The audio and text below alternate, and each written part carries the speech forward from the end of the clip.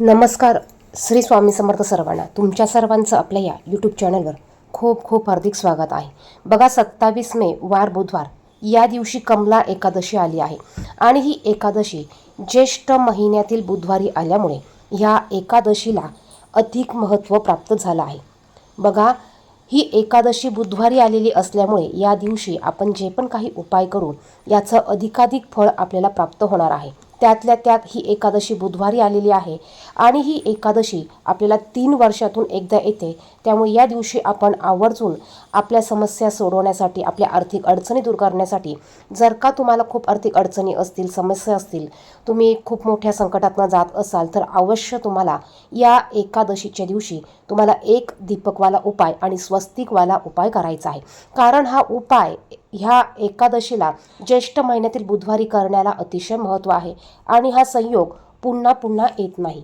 त्यामुळे आपण हा उपाय कसा करायचा, कधी करायचा, कोणी करायचा याविषयीची संपूर्ण माहिती या व्हिडिओमध्ये पाहणार आहोत. यामध्ये हा एक दीपकवाला उपाय अतिशय महत्त्वाचा आहे आणि स्वस्तिकवाला उपाय देखील महत्त्वाचा आहे. त्याचप्रमाणे आपल्याला एकादशीच्या दिवशी तुळशीमध्ये ही एक वस्तू टाकायची आहे, ज्याने आपल्या सर्व आर्थिक अडचणी दूर होणार आहे. इतका प्रभावी असा हा उपाय आहे. त्यामुळे व्हिडिओ कुठेही स्किप करू नका, व्हिडिओ संपूर्ण बघा. कमेंट बॉक्समध्ये श्री स्वामी समर्थ, ओम नमो भगवते वासुदेवाय नमः नक्की लिहा. एकादशी तिथी खास करून ही श्रीहरी भगवान विष्णू यांना समर्पित आहे आणि अधिक मास देखील श्रीहरी भगवान विष्णू यांना समर्पित आहे. त्यामुळे या दिवशी आवर्जून आपल्याला भगवान श्रीहरी विष्णू यांची पूजा करायची आहेच. आपल्या देवघरात असलेल्या बाळकृष्णाची पूजा करायची आहे, विठ्ठलाची पूजा करायची आहे. या दिवशी बघा, भगवान श्रीहरी विष्णू यांना तुळस ही अतिशय प्रिय आहे. त्यामुळे या दिवशी तुळस ही भगवान श्रीहरी विष्णू यांना अर्पण करा, बाळकृष्णाला अर्पण करा आणि पांडुरंगाला देखील अर्पण करायचे आहे. परंतु एकादशीच्या दिवशी आपण तुळस तोडत नाही आणि एकादशीला चुकूनही तुळशीला पाणी घालू नये. त्यासाठी तुळस ही आपण सर्वांनी अगोदरच तोडून ठेवायची असते. ज्यांनी तोडली नसेल त्यांनी ही एकादशीच्या दिवशी तुळस तुम्ही जिथे फुलं मिळतात तिथून तुम्ही विकत आणून घेऊ शकतात. आता हा एक दीपकवाला उपाय जो करणार आहे हा अतिशय महत्त्वाचा उपाय आपण पाहणार आहोत. हा उपाय फक्त आपल्याला ह्याच एकादशीला करता येणार आहे. त्यामुळे उपाय कसा करायचा ते लगेच पाहूया. हा उपाय आपल्याला कधी करायचा? हा उपाय तुम्ही सकाळी किंवा संध्याकाळी कधीही करू शकतात. शक्यतो एकादशीच्या दिवशी प्रदोष काळाला अतिशय महत्त्व असल्यामुळे तुम्ही हा उपाय प्रदोष काळामध्ये करायचा आहे. त्यातल्या त्यात ही कमला एकादशी असल्यामुळे या एकादशीला विशेष महत्त्व आहे आणि आपल्या सर्वांना माहिती आहेच, भगवान श्रीहरी विष्णू यांना तुळस ही अतिशय प्रिय आहे. तुळशीशिवाय श्रीहरी भगवान विष्णू कुठलाही भोग हे ग्रहण करत नाही. त्यामुळे या दिवशी तुळशीपत्र भगवान श्रीहरी विष्णू यांना अवश्य अर्पण करायचं आहे.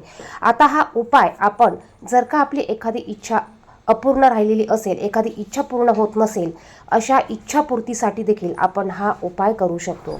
तुम्हाला 5 तुळशीची पानं घ्यायची आहे आणि ही 5 तुळशीची पानं तुम्हाला श्रीहरी भगवान विष्णू यांना समर्पित करायची आहे. बघा, तुमच्याकडे जर का श्रीहरी भगवान विष्णू यांचा फोटो किंवा मूर्ती असेल तर त्यांना तुम्ही ही पानं अर्पण करायची आहे.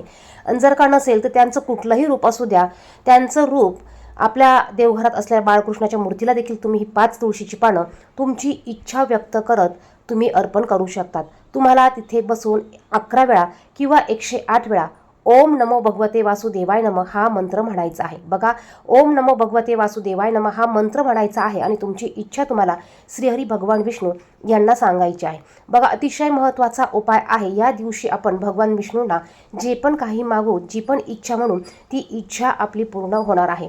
त्याचप्रमाणे आपल्याला जर का पैशाच्या समस्या असतील, आपल्याला गरिबीची समस्या असेल, आपल्याला आर्थिक अडचणी असतील, कर्जाच्या समस्या असतील, तर कुठलीही इच्छा असू द्या, हा वर्षातनं असा एक दिवस येतो की हा अतिशय महत्त्वाचा दिवस आहे आणि कमला एकादशीचा दिवस असल्यामुळे या दिवशी आपण आपल्या इच्छापूर्तीसाठी हा अतिशय प्रभावी आणि महत्त्वाचा उपाय करायचा आहे.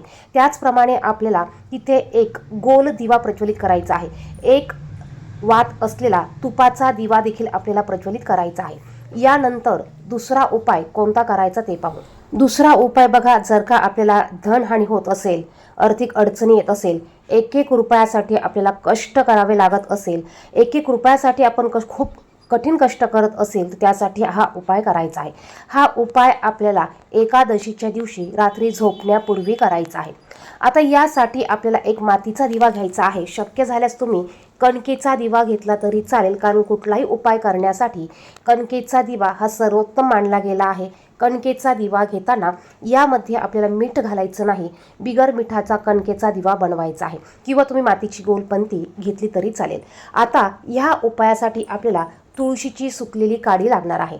जर का तुमच्याकडे तुळशीची सुकलेली काडी तुमच्याकडे असेल तर तुम्ही ती वापरायची आहे, किंवा तुम्ही झाडाला सुकलेली तुळशीची काडी असेल तर तुम्ही ती सूर्यास्तापूर्वी काढून घेऊ शकतात। अशी ही तुळशीची काडी आपल्याला ह्या दिव्यामध्ये तूप घालायचं आहे आणि यामध्ये ही तुळशीची काडी आपल्याला घालायची आहे।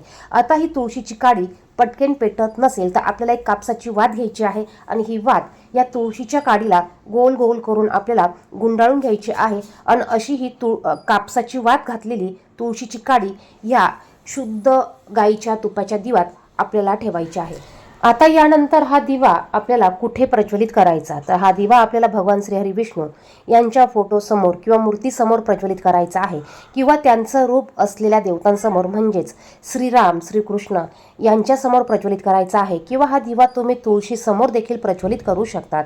आता हा दिवा बघा, आपण या महिन्यात आपण तुळशीच्या काडीचा दिवा जर का दान केला तर बघा अधिकाधिक पुण्य प्राप्त होणार आहेच। आणि या पद्धतीने तुळशीची काडी घालून दिवा लावून प्रज्वलित केलेला दिवा जर का या महिन्यात दान केला तर याने कधीच आपल्या घरात धनाची कमतरता पडत नाही। आणि हा उपाय फक्त वर्षातून एकदाच करता येणारा उपाय आहे। आता अजून एक उपाय आपल्याला करायचा आहे। आपल्याला एकादशीच्या दिवशी तुळशीमध्ये ही एक वस्तू टाकायची आहे। या उपायाने बघा आपल्याकडे पैसा येऊ लागणार आहे, पैशाची कमी कधीच आपल्याला पडणार नाही, पैशाच्या अडचणी कधीच येणार नाही, एवढा पैसा येईल की तुम्ही सुद्धा विचार करू शकणार नाही। असा हा अत्यंत प्रभावी आणि अगदी साधा सोपा उपाय आहे। आपल्याला तुळशीच्या कुंडीमध्ये आपल्याला हळद ही टाकायची आहे, हळदीची पावडर। हळद ही भगवान श्रीहरी विष्णू यांना अतिशय प्रिय आहे आणि हळद ही भगवान विष्णूंना आकर्षित करण्याचं काम करत असते। त्यामुळे आपल्याला हळद ही तुळशीमध्ये आपल्याला पसरवून टाकायची आहे। बघा, थोडीशी हळद घेऊन ती तुळशीमध्ये आपल्याला गोलाकार पसरवून टाकायची आहे। यामुळे आपल्या पैशाच्या ज्याही काही समस्या असतील ह्या समस्या दूर होण्यास मदत होते। यानंतर आपल्याला एक अत्यंत प्रभावी उपाय आपल्या मुख्य दरवाजावर करायचा आहे। बघा, हळद ही भगवान श्रीहरी विष्णू यांना प्रिय आहे। जिथे हळद असेल तिथे श्रीहरी भगवान विष्णू असतात, आणि जिथे श्रीहरी भगवान विष्णू असतात त्या ठिकाणी माता लक्ष्मी असते म्हणजे असतेच। तर आपल्याला थोडीशी हळद घ्यायची आहे आणि तिची एक पेस्ट तयार करायची आहे। आता या हळदीची पेस्ट आपल्याला सर्वात अगोदर आपल्या घराच्या मुख्य दरवाजावर एक स्वस्तिक काढायचं आहे। या हळदीच्या पेस्टनी एक स्वस्तिक चिन्ह आपल्याला काढायचं आहे। मध्ये 4 बिंदू द्या, बाजूला 2 उभ्या रेषा आपल्याला द्यायच्या आहे। कारण बघा, मुख्य दरवाजा हा असा असतो जिथे माता लक्ष्मीची नजर पहिली या दरवाजावर पडत असते आणि मग घराकडे पडत असते। जिथे हळद असते त्या ठिकाणी माता लक्ष्मी आकर्षित होत असते, आणि म्हणून आपल्याला हे एक स्वस्तिक या ठिकाणी काढायचं आहे। याने कधीच आपल्या घरात पैशाची धनाची कमतरता पडत नाही। आता याच पद्धतीने दुसरं हळदीचं स्वस्तिक आपल्याला तिजोरीमध्ये काढायचं आहे। जिथे तिजोरी असेल त्या ठिकाणी आपल्याला एक स्वस्तिक चिन्ह हे काढायचं आहे। कारण हळद ही भगवान श्रीहरी विष्णू यांना प्रसन्न करते, आणि जिथे भगवान श्रीहरी विष्णू असतील तिथे माता लक्ष्मी असते म्हणजे असतेच। त्याचप्रमाणे तिसरं एक स्वस्तिक चिन्ह आपल्याला देवघरामध्ये काढायचं आहे।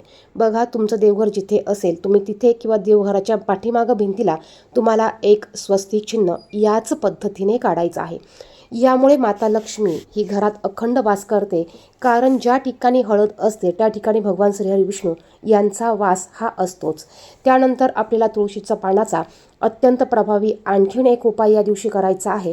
ह्या उपायाने आपल्या घरात कधीच म्हणजे कधीच धनाची कमतरता पडणार नाही, आणि हा उपाय फक्त आपल्याला ह्या कमला एकादशीलाच करता येणार आहे।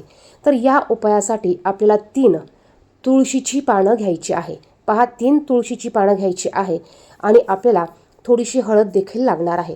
पहिलं तुळशीचं पान घ्यायचं, त्यावर एक हळदीचं बोट आपल्याला लावायचं आहे, आणि हे तुळशीचं पान आपल्या देवघरामध्येच जेही भगवान श्री हरी विष्णू यांचं रूप तुमच्याकडे असेल, म्हणजे भगवान श्री हरी विष्णू यांची मूर्ती असेल, फोटो असेल, बाळकृष्णाची मूर्ती असेल, पांडुरंगाची, श्रीरामाची किंवा भगवान श्रीकृष्णांची मूर्ती किंवा फोटो असेल, तिथे तुम्हाला हे तुळशीचं पान अर्पण करायचं आहे. आणि जी 2 तुळशीची पानं आहेत त्याला देखील थोडीशी हळद लावायची आहे. एक मातीची पंती घ्यायची आहे, यामध्ये आपल्याला लांब वात घालायची आहे आणि शुद्ध गाईचं तूप आपल्याला ह्या पंथीमध्ये टाकायचं आहे.